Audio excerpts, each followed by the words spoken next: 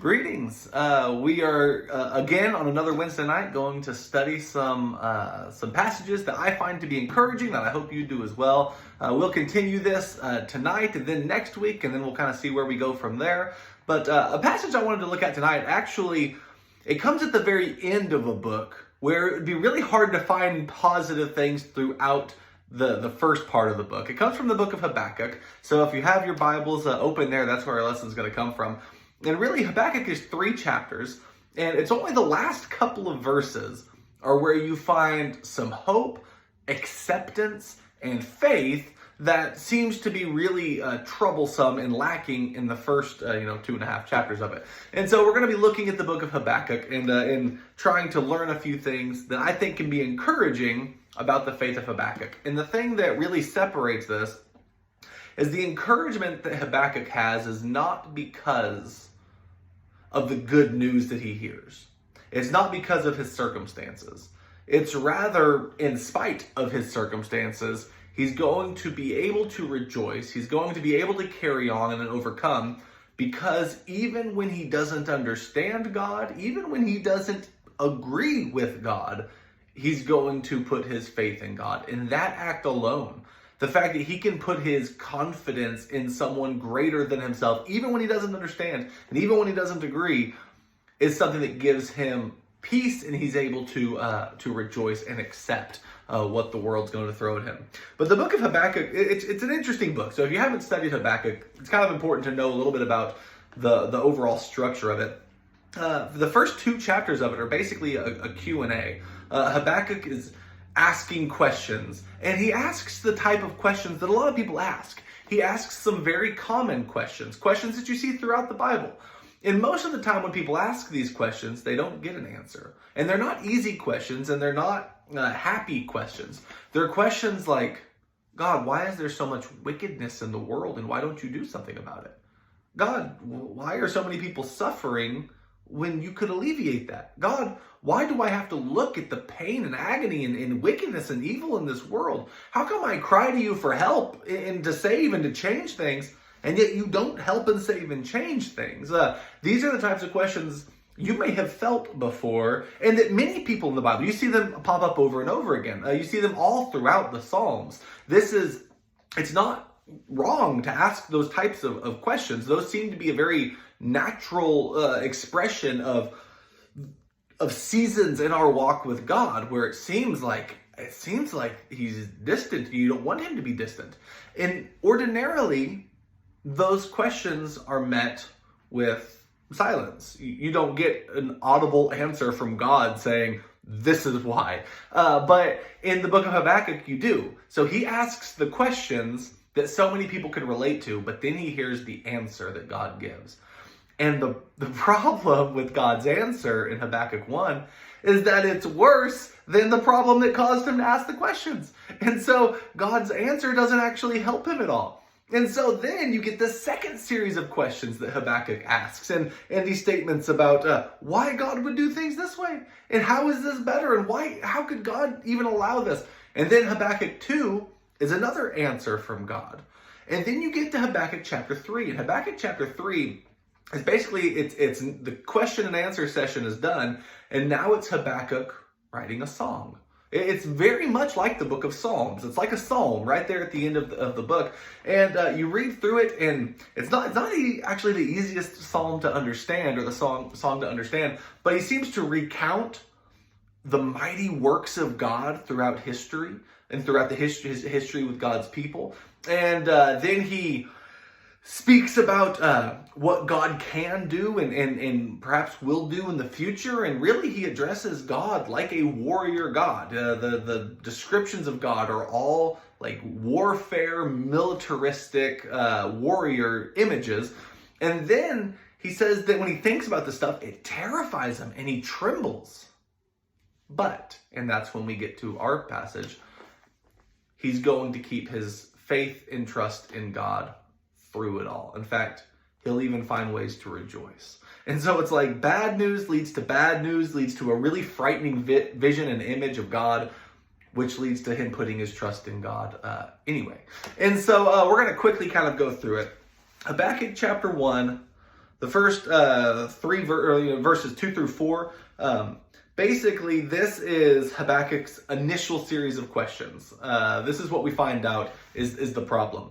Verse 2, O Lord, how long shall I cry for help, and you will not hear? Or I cry to you violence, and you do not save. Why do you make me see iniquity? And why do you look idly at the wrong? Destruction and violence are before me. Strife and contention arise. So the law is paralyzed, and justice never goes forth, and the wicked surround the righteous. So justice goes forth perverted. He looks at the society around him and he does not see anything good. In fact, he sees justice and righteousness are being denied. But God's supposed to be a big fan of justice and righteousness. In fact, the law is supposed to bring about justice and righteousness. But people are perverting the law in verse 4. The law is paralyzed and it's halted, and people don't listen to it and people don't care about it. And so he sees violence and wickedness and horrible stuff. And it's like people have completely disregarded God. They live in a culture where no one cares about God, even though he should be their God. And they should love his law. And they should produce justice and righteousness. And they should help the orphans and the widows. And there should be equity. And there should be general good feelings and welfare towards mankind. And he looks around, he doesn't see any of that. He sees problem and wickedness and hatred and violence. And so he cries out to God for help. And God doesn't help. And he cries out and says, God, there's violence, come and save. And yet God doesn't save, and crime is in the streets, and all of this stuff is happening.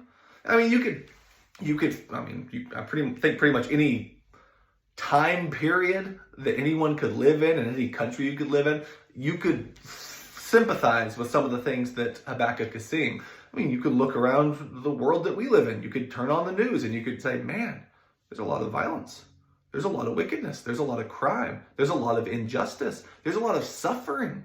There's a lot of pain. There's a lot of death. And there's all of these problems. And it seems like you're ready to get over some of the problems, but then new problems emerge and the old problems don't always go away. And it's like multiplying trouble. And so we cry out to God, and it seems sometimes like our prayers aren't answered. And so it's like just if you were to put it in our context, you say, God, look at America right now, and there's all these problems, and there's all this wickedness, and there's crime, and there's evil. Can we do something about this? God, can you please answer? And so that's the question that Habakkuk is asking.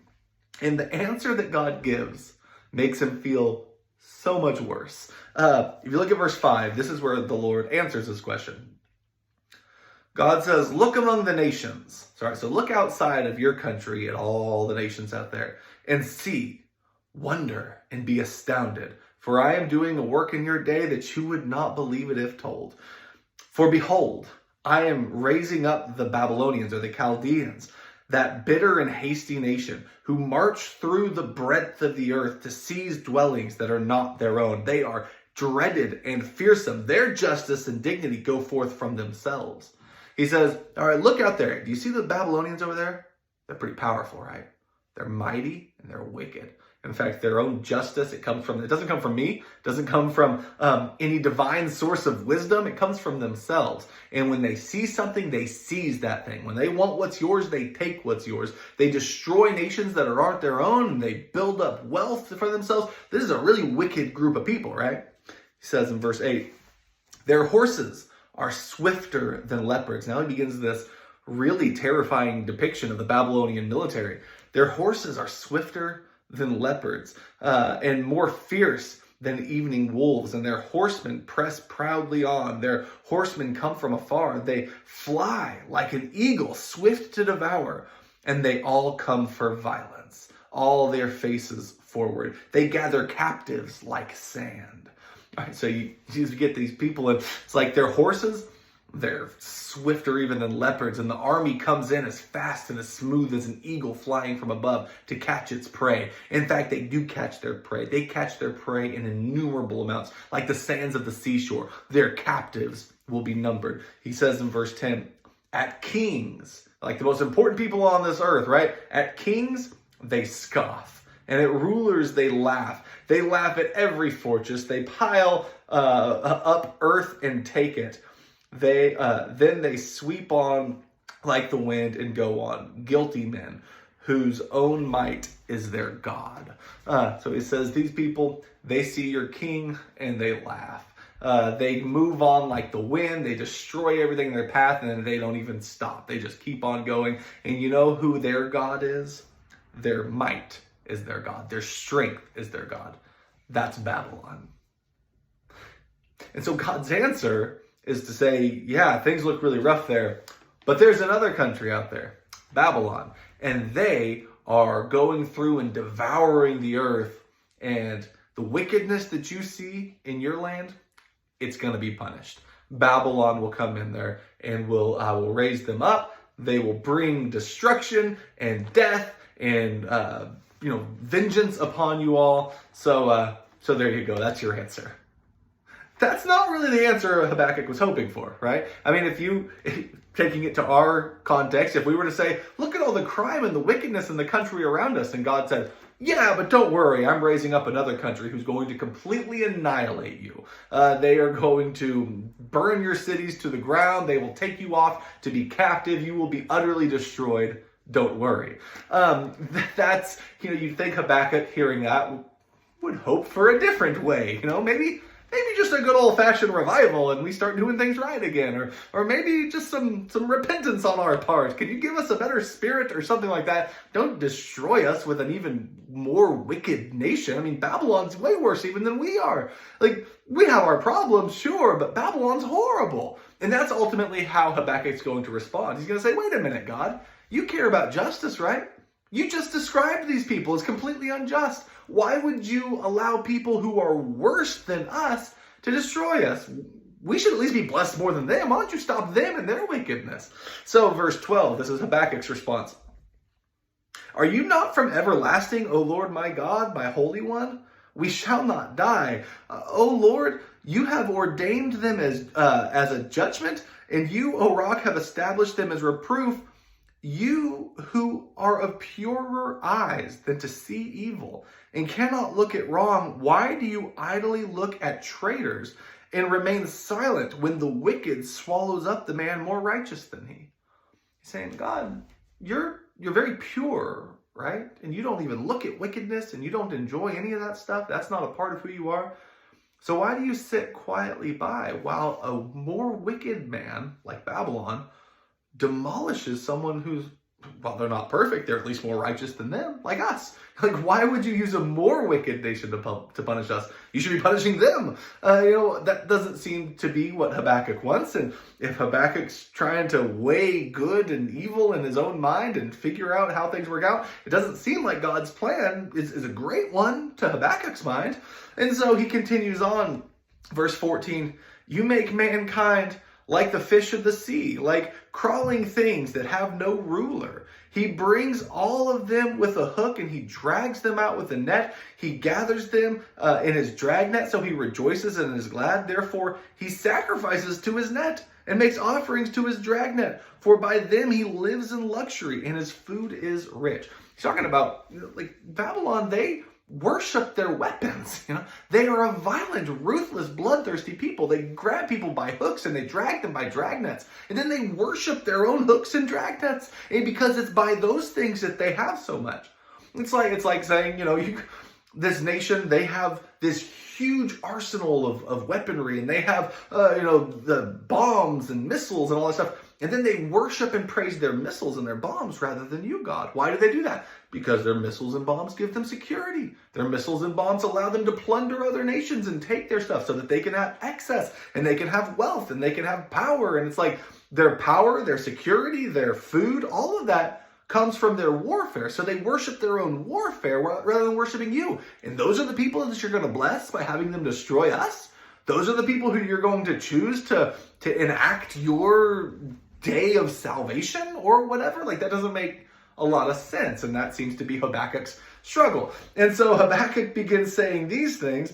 In verse 17, he asks the question, is he then to keep on emptying his net and mercilessly killing nations forever? So like they go and they take these people in their net, they empty their net, and then they go and they grab more and they empty it. And he says, are they going to keep doing this forever? Like, You, as the just God, are more powerful than Babylon, so stop Babylon.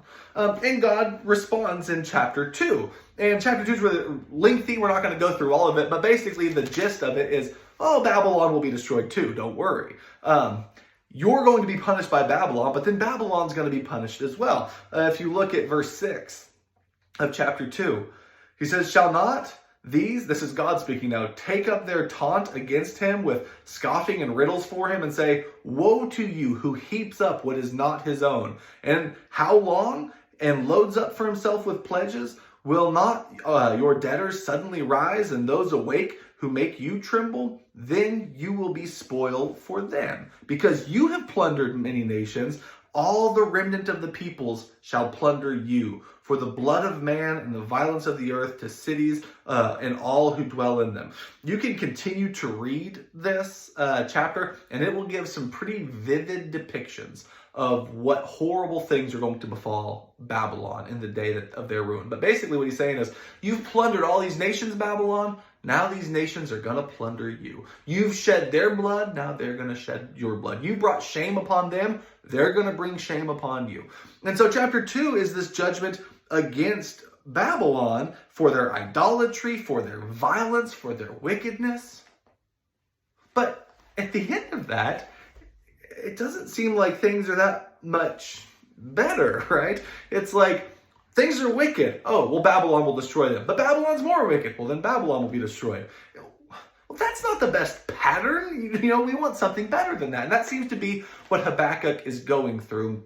Habakkuk doesn't understand exactly God's plan and how it's all going to work out. And I would say very often we're going to find ourselves in that same spot. In fact, we don't usually get answers from God quite like this. Our answers are going to be much more subtle. But we can often feel what Habakkuk is feeling, and we can often feel as though we don't know why God's acting how he is. And we kind of wish it would go a different way, or we think, I could come up with a plan that would please everybody. Why don't we do that? We try to think of how we could do things better than God. And Habakkuk seems to be grappling with that. He doesn't want to say he's better than God or knows more than God. He's not God's God. He's not the ruler. He's not in charge of God. He doesn't get to sit as God's judge, and he knows that. But it's really hard sometimes when you're looking at the world and you're thinking, is this as good as it could be? Is this the best path forward? And so Habakkuk, as we get to chapter 2 and verse 20, there's this, chapter 2 ends by saying, but the Lord is in his holy temple. Let all the earth keep silence before him. That's kind of a famous passage. And it's the idea that the Lord is the one who's acting. The Lord is the one who's ruling. And no one else, even if we don't like this current state of things and we're not thrilled with what the future seems to have in store, let all the earth keep silent and watch. What Habakkuk is going to do is he's not going to exactly keep silent and watch in chapter 3. He's actually going to write a song. And this song is going to sum up a lot of what has been seen earlier in the book of Habakkuk. But again, we are working our way towards that ending. And that ending is the point that I think we should focus on. It's what everything is heading towards in the book of Habakkuk. But if you look at chapter 3 and verse 2, this is kind of the heading. I don't know if the heading is the right word, but this is the introduction to the song, and it's going to establish really what the main point of this song is going to be. Verse 2 says, O Lord, I have heard the report of you, and your work, O Lord, do I fear. So he says, God, I know about your fame. I know a lot of the things that you have done, and I know your work. Honestly, it terrifies me. It is a frightening thing to behold what the Lord can do and will do. And he says, in the midst of the years, revive it. In the midst of the years, make it known. In wrath, remember mercy. I think what he's basically saying is, I know the works that you've done in the past. And I know the works you've done for Israel. I know your works can be terrifying, but I also know that Egypt, the mighty nation, fell when you blessed Israel. I know that throughout the book of Judges, there were all these nations who kept rising up against your people. And when you decided to act, you were a great warrior and you saved your people. I know in the book of Joshua, there are all these battles in the land of Canaan, and you gave your people the victory. God, I know about your works. I know they're terrifying. I know that they're powerful, but I also know that maybe you could revive them now. Maybe as Babylon is coming, you could work through us again. Maybe great things could happen. Maybe you could, as he goes on to describe, do some of the things that you've done before. You look at verse 5. Before him went pestilence, and plague followed at his heels. He stood and measured the earth, and he looked and shook the nations. With the eternal mountains, then the eternal mountains were shattered, and everlasting hills sank low, and his were the everlasting ways. He's saying, you know what? You have before shook the nations, like Babylon. Like you've destroyed them, or you've brought them down a couple pegs. You could do that again. You could send out a plague. Remember, he mentions the plague right there. It's like you did with Egypt. You could send plague against these nations. You could bring them low, and you could change the way that things are, he says in verse 8. Was your wrath against the rivers, O Lord? Was your anger against the rivers, or your indignation against the sea? When you rode on your horses, on your chariot of salvation, you stripped the sheath from your bow, calling for many arrows, and you split the earth with rivers, and the mountains saw you and writhed, and raging waters swept on and gave forth its voice. It lifted its hand on high. The sun and the moon stood still in their place at the light of your arrows as they sped, and the flash of your glittering spear. So he's very much depicting, some of those descriptions of Babylon's army earlier. Now you're seeing like the greatest type of army in the world, where even the sun and the moon and the mountains and the rivers and the seas are all in awe of what God is doing. His arrows and his bow and his sword and his spear. God is in his horses, and like all of these are military descriptions of who God is. And it seems that God acts, whether it's through the punishment of Judea or Judah, or whether it's the punishment of Babylon. God is the mightiest warrior of them all.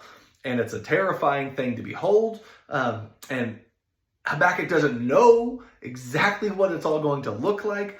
But I want to get to verse 16. And verse 16 is kind of what leads to our closing couple of verses. Verses 16 through 19. Habakkuk finally says, I hear, and my body trembles. Remember that word, I hear. That's, if you go back to chapter 3 and verse 2, O Lord, I have heard the report of you. He's talking about what he hears about God. He's like, I hear the report of you, and I know that you can do mighty things. Now he's listed all of this stuff. God could be the mightiest army and military warrior in the world. And so in verse 16, he says, I hear, and my body trembles. My lips quiver at the sound. Rottenness enters my bones. My legs tremble beneath me. Like, that's his reaction to everything that's been said so far about the fall of Israel, about the fall of Babylon, about the warrior God. He hears all of this, and it just makes him sick to his stomach, and it makes his knees shake, and it makes him feel bad in his bones, and his body trembles with fear, and his lip quivers, and he's just shaking there before the presence of a God who is mightier than any nation or any power that there is. And he says at the end of verse 16, yet I will quietly wait for the day of trouble to come upon the people who invade us. He seems to verse 16 ends in a way that's a little bit similar to the end of chapter 2. The Lord is in his holy temple. Let all the earth keep silence before him. Habakkuk saying, so I guess that's what I'm going to do. I don't like all of this, but Habakkuk, I think, realizes he can't control Israel. He can't control Babylon, and he certainly can't control God. He can't rise up and change things. He can't, it's hard for any one person to change the whole course of human history. It's impossible for him to change what God's going to do. And so he will quietly wait for the day of trouble that he knows is coming. But it's the day of trouble not just for Israel, but on the day of trouble for the people who invade us. He says, I guess I'm just going to have to wait for what you said will happen to Babylon. I want a better story than that for us, but I suppose this will be our turn to learn our turn to be corrected, our turn to be punished, and I'll wait for you to do what's right to Babylon. I'll wait for your justice to be poured out upon them.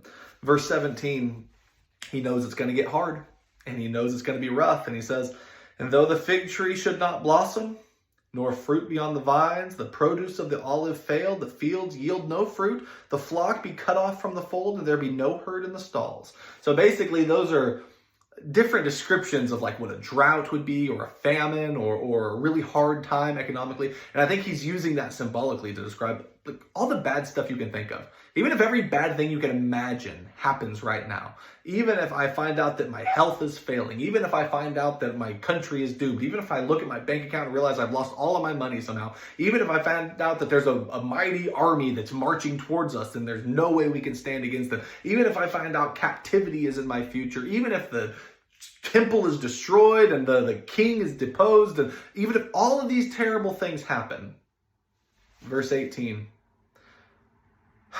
yet I will rejoice in the Lord, and I will take joy in the God of my salvation.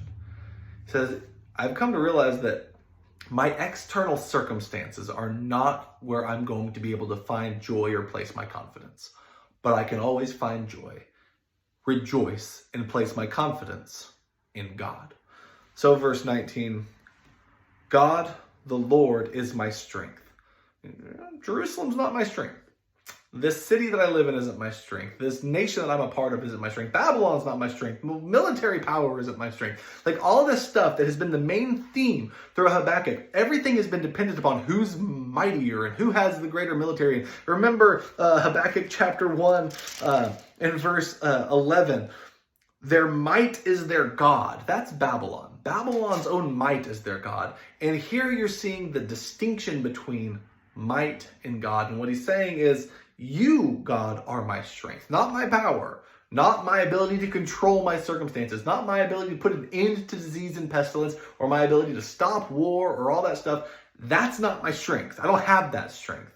You, God, are my strength. And he makes my feet like deer's, and he makes me tread on high places. And then he mentions a note about how this song is supposed to be sung. But basically what he's saying is, God, you can make me sturdy. You can make me stand even in high places. You can make me last through whatever troubles head my way. It's not that there will be no troubles headed my way.